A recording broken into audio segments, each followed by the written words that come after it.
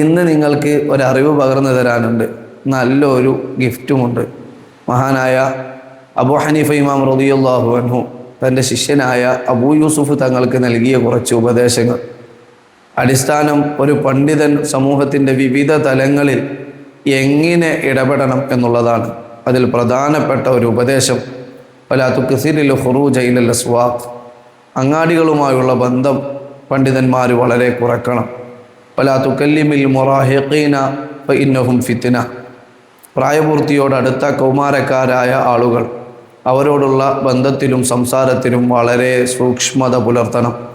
വലാ ബഅസ അൻ തുകല്ലിമൽ അത്ഫാല വതംസഹ റൂസഹും, എന്നാൽ കുട്ടികളോട് വളരെ ലാളനയോടുകൂടെ ഇടപെടലും അവരുടെ ഭാഷയിൽ സംസാരിക്കലും അവരെ തലോടി സന്തോഷിപ്പിക്കലെല്ലാം പണ്ഡിതന്മാരിൽ നിന്ന് ഉണ്ടാവുകയും വേണം.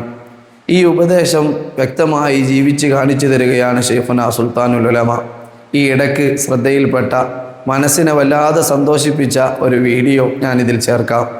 ഈ വീഡിയോക്ക് നല്ല കമൻറ്റുകൾ എഴുതുന്നതിൽ നിന്ന് തിരഞ്ഞെടുക്കപ്പെടുന്ന ഒരാൾക്ക് ഇൻഷാ അല്ലാഹ് ഈ ഗിഫ്റ്റ് ഞാൻ അയച്ചു തരും.